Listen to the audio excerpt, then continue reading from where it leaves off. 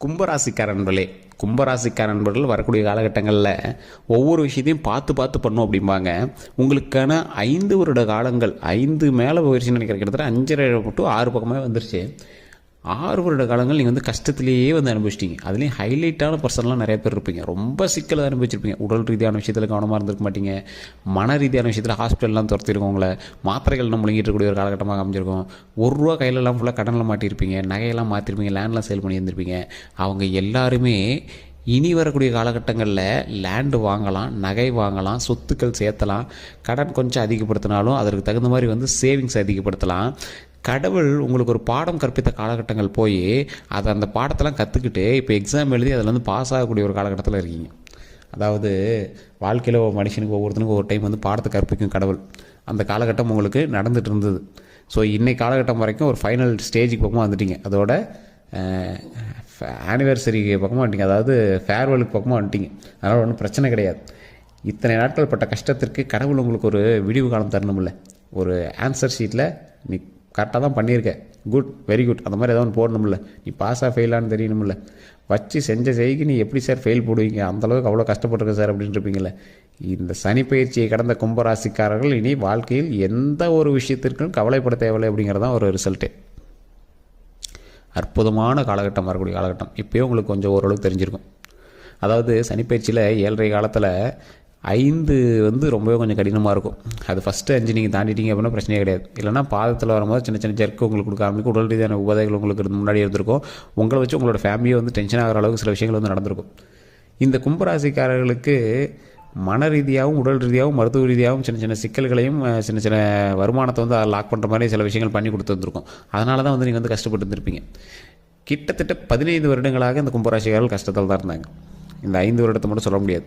15 வருடங்களாக கஷ்டத்தில் தான் இருந்தாங்க. அதுக்கு முன்னாடி இவங்களுடைய ஃப்ளாஷ்பேக் எடுத்து பார்த்திங்கன்னா, இந்த அருணாச்சலம் படத்தில் பணத்தை எப்படி செலவு பண்ணாங்க, 100 கோடி செலவு பண்ணால் 30 கோடி செலவு பண்ணால் இவ்வளோ வருமானம், அந்த மாதிரி இந்த பாக்கெட்டில் பணம் அந்த பாக்கெட்டில் பணம் அப்படியே செலவு பண்ணிட்டு இருந்தவங்க. இவங்க ஊன்னு சொன்னால் மரியாதை அவ்வளோ மரியாதையாக இருந்திருக்கும். இவங்களுக்கான பேரும் புகழும் மதிப்பும் ரொம்ப அதிகமாக இருந்த ஒரு காலகட்டம்.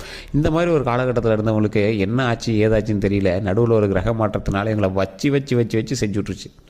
பேக்கெட்டில் ₹1 பணம் இல்லை, வருமானம் வராமல் இருந்திருக்கு. தொழிலில் ₹1 இன்னும் லாபம் வரல, சும்மாவே இருந்திருக்கு. தேவையில்லாத மற்றவர்கள்ட்ட கெட்ட பெயர்கள் அதிகமாக இருந்திருக்கு. உடல் ரீதியான விஷயங்களில் உபாதைகள் இருந்திருக்கு. அந்த குடும்பத்தில் இருக்கிறவங்களுக்கு உபாதைகள் இருந்திருக்கு. அந்த பிரச்சனைகள் எல்லாமே இனிமேல் சால்வ் ஆகுது. இதுக்கு மேலே பேக்கெட்டில் பணம் புரளும். அக்கௌண்ட்டில் அமௌண்ட் நிறைய ஏறிட்டே இருக்கும். சக்ஸஸ் ஏறிட்டே இருக்கும். தொழிலில் லாபம் பொங்கும். பயங்கரமான பேரும் புகழும் பயங்கரமான புகழ் கிடைக்கும். மகிழ்ச்சியாக இருப்பீங்க.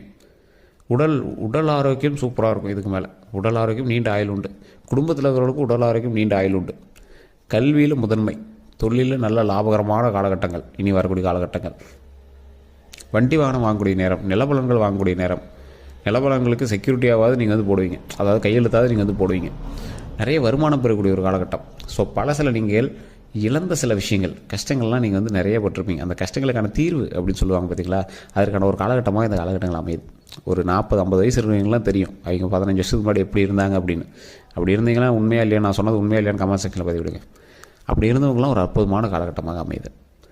வண்டி வாகனங்கள் வாங்கலாம். கண்டிப்பாக இந்த சக்ஸஸ் உங்களுக்கு கண்டிப்பாக உண்டு. வண்டி வாகனங்கள் கண்டிப்பாக கிடைக்கக்கூடிய ஒரு காலகட்டம். அதே போல் தொழிலில் நல்ல ஒரு முன்னேற்றம் கிடைக்கக்கூடிய ஒரு காலகட்டம். தொழிலில் ஒரு ஹைலைட்டடான பர்சனாக நீங்கள் மாறுவீங்க.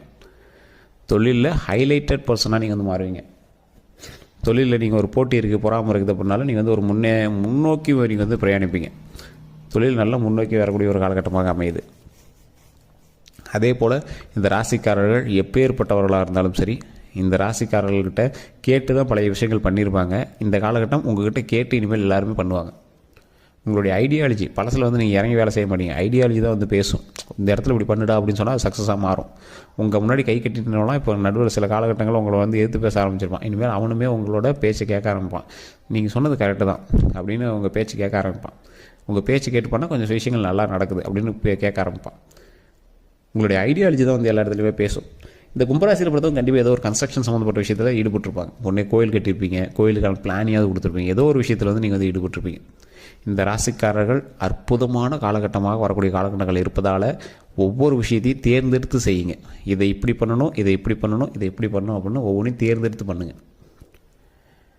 எப்பேற்பட்ட ராசிக்காரர்களாக நீங்கள் ஜொலிக்கிறீர்களோ அப்பேற்பட்டவர்கள் இதற்கு முன்னாடி எப்படி ஜொலித்தீர்களோ அதே மாதிரி தற்போது ஜொலிப்பீங்க. இந்த 5 வருட காலம் உங்களுக்கு பாடம் கற்பிச்சிச்சு. அந்த பாடத்துலேருந்து நீங்கள் வந்து சக்ஸஸ் வந்து மீட் பண்ணிட்டீங்க. பாயிண்ட் 1, 18 வயதுக்கு உட்பட்ட குழந்தைகள் கல்வி சம்மந்தப்பட்ட விஷயத்தில் கொஞ்சம் கவனமாகவே நீங்கள் பண்ணுங்கள். ஏன்னா இன்னும் கொஞ்சம் ஒரு 2 வருட காலங்கள் பக்கமாக இருக்குது. கல்வி சம்மந்தப்பட்டமான விஷயத்தில் இப்போ நீங்கள் எடுக்கிற ஸ்டெப்பு அவுட்புட் வந்து அப்புறம் தான் காட்டும். ஸோ அதனால் இந்த அவுட்புட்டை கொஞ்சம் பார்த்து பத்திரமாகவே நீங்கள் வந்து படிக்க ஆரம்பிங்க. நல்ல காலம் பிறந்துருச்சு அப்படின்னு ரொம்ப ஆடக்கூடாது. கொஞ்சம் எச்சரிக்கையாக தான் இருக்குது. பக்கத்தில் தான் ரூட் வந்துருக்கு, இன்னும் அந்த இடத்துக்கு போய் நிற்கல. ஓகேவா? கார்லேருந்து இன்னும் தார் ரோட்டை பார்க்கல. காரில் தான் இப்போ நடந்து போயிட்டு இருக்கீங்க. இன்னும் ஒரு 100 அடி 150 அடி இருக்குது. அதுக்குள்ளே நீங்கள் வந்து அவசரப்படக்கூடாது. கொஞ்சம் பொறுமையாகவே செயல்படுங்க. பாதி கிணத்தை தான் தாண்டி இருக்கீங்க, இன்னும் முழு கிணத்தை தாண்டலை. ஸோ அதனால் கொஞ்சம் கவனமாக இருந்தீங்க அப்படின்னா ரொம்ப நல்லது. அதே மாதிரி இந்த காலகட்டம் எப்படி பண்ண போனால் உங்களை மைண்ட் டைவர்ட் பண்ணும். அதாவது இந்த ஒரு 18 வயதுக்கு உட்பட்டவங்களாக இருக்கீங்க அப்படின்னா, கல்வி சம்மந்தப்பட்டவங்களாக இருக்கீங்க அப்படின்னா உங்களை வந்து வேறு மாதிரி டைவர்ட் பண்ணும். ஆண் பெண்கள் இருக்கீங்க அப்படின்னா இருபாலருக்கும் வேறு மாதிரி ஈர்ப்பு கொண்டு வந்து மைண்ட் டைவர்ட் பண்ண பார்க்கும். அப்போ என்ன பண்ணுறது? இது கிரகத்தினுடைய விளையாட்டு. அப்போ நீங்கள் படிப்பில் மட்டும் தான் கான்சன்ட்ரேட் பண்ண அப்படிங்கிறது மைண்டில் ஞாபகம் வச்சுக்கோங்க. பெற்றோர்கள் இது பார்த்துட்டு இருக்கீங்க அப்படின்னா தயவு செய்து படிப்பில் மட்டும் கான்சன்ட்ரேட் பண்ண வைங்க. அதே போல் இந்த 18 வயதுக்கு மேற்பட்டவர்கள் தொழில் சம்மந்தப்பட்ட விஷயங்கள் நடத்திட்டு இருக்கீங்க அப்படின்னா தொழிலில் கவனம் ரொம்பவே தேவை.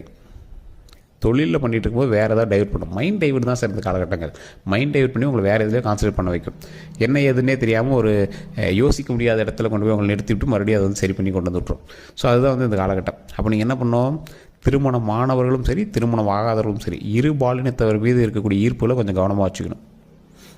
திருமணம் ஆகாதவங்க ஏதோ ஒரு வகையில் பேர் கட்டுற மாதிரி எதுவும் போய் ஏதாவது இது பண்ணிடாதீங்க. அது தேவையில்லாத பேர் கட்டக்கூடாது. ஆண்களாக இருந்தாலும் சரி பெண்களாக இருந்தாலும் சரி கொஞ்சம் பேர் நம்ம நடந்துக்கிற விதத்தில் கொஞ்சம் கரெக்டாக இருந்தீங்க அப்படின்னா போதுமானது. திருமணமானவர்கள் தேவையில்லாத அஃபேர்ஸ் அந்த மாதிரி இருக்குது அப்படின்னா தயவு செஞ்சு கட் பண்ணிக்கோங்க. அதனால் கண்டிப்பாக உங்களுக்கு வந்து ஒரு 2 வருஷத்தில் வந்து பெரிய லாக் மாட்டுறதுக்கான வாய்ப்புகள் போட்டிருக்கோம். அதனால் கொஞ்சம் தயவு செஞ்சு அந்த விஷயத்தில் கொஞ்சம் கவனமாக இருந்துக்கோங்க. அதே போல் இந்த ராசிக்காரர்கள் திருமணம் ஆனவர்களாக இருக்கீங்க அப்படின்னா பேச்சுவார்த்தையில் ரொம்ப கவனமாக இருக்கணும். வார்த்தையை கொஞ்சம் கவனமாக இருக்கணும். யார்கிட்டையும் சண்டை போடும்போது அடித்து பேசுகிறதோ இல்லை அடிச்சிடுறதோ தேவையில்லாத மாதிரி கை வைக்கிற விஷயங்கள் எதுவுமே இருக்கக்கூடாது. நாவடக்கமும் தேவை. ஸோ இந்த மாதிரி விஷயத்தில் கொஞ்சம் எச்சரிக்கையாக இருங்க. வண்டி வாகனங்கள் ஓட்டுறீங்க பார்த்தீங்களா, இதில் தான் நீங்கள் ரொம்ப ரொம்ப ரொம்ப ரொம்ப கவனமாக இருக்கணும். நீங்கள் ஓட்டுற வண்டி மற்றவங்க மேலே இடிக்காமல் இருக்கணும், நீங்களும் கீழே விழுவாமல் இருக்கணும். ஏன்னா இந்த ராசிக்காரர்களுக்கு வேறவங்க மேலே போய் இடிக்கிறதுக்கு வாய்ப்புகள் அதிகமாக இருக்குது.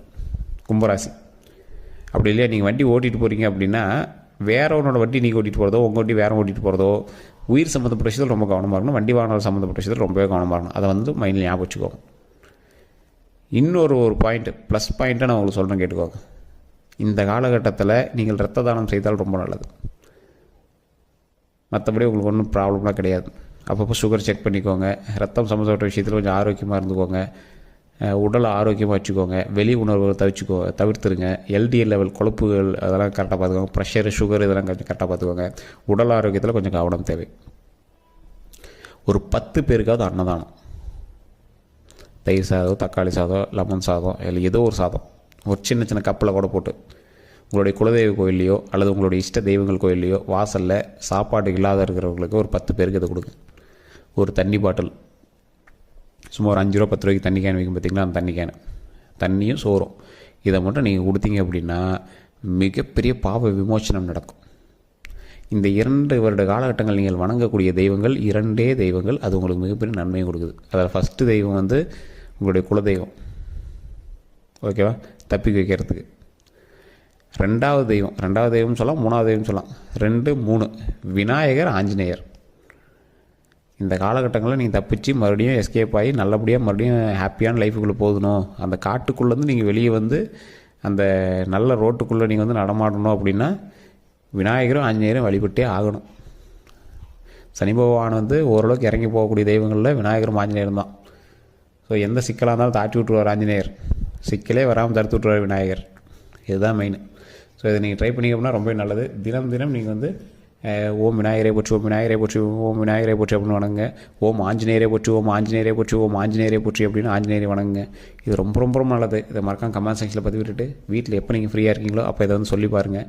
இதனால் மிகப்பெரிய சாப விமோச்சனம் கிடைக்கும். ஏன்னா சார் பேரை சொன்னால் இதெல்லாம் மந்திரமா சார் அப்படின்னு கேட்டிங்கன்னா பேர் தான் சார் மந்திரமே. இது நீங்கள் சொல்லும்போது இறைவனுடைய அருள் பரிபூர்ணமாக கிடைக்குது. பிரச்சனைகள் எல்லாமே சால்வ் ஆகுது. தொழிலில் முன்னேற்றம் கிடைக்குது, கல்வியில் முன்னேற்றம் கிடைக்குது. எப்பேற்பட்டவர்களாக இருந்தாலும் சரி அதன் மூலமாக சக்ஸஸ் கிடைக்கிறது தான் மெயின். ஸோ நீங்கள் இந்த விஷயத்தில் மட்டும் கவனமாக இருங்க. டாக்குமெண்ட் சம்மந்தப்பட்ட விஷயத்தில் கவனமாக இருங்க. நிலப்படங்கள் வாங்கக்கூடிய ஒரு காலகட்டம். அதனால் டாக்குமெண்ட்டு இதெல்லாம் இப்போ நீங்கள் என்ன ஸ்டெப் எடுக்கிறீங்களோ அதெல்லாம் 2 வருஷம் கழிச்சு பிரதிபலிக்கும். ஸோ அதனால் கொஞ்சம் பார்த்து அந்த எல்லா விஷயத்தையும் கொஞ்சம் கான்சன்ட்ரேட்டிவாக பண்ணிங்க அப்படின்னா ரொம்ப நல்லது.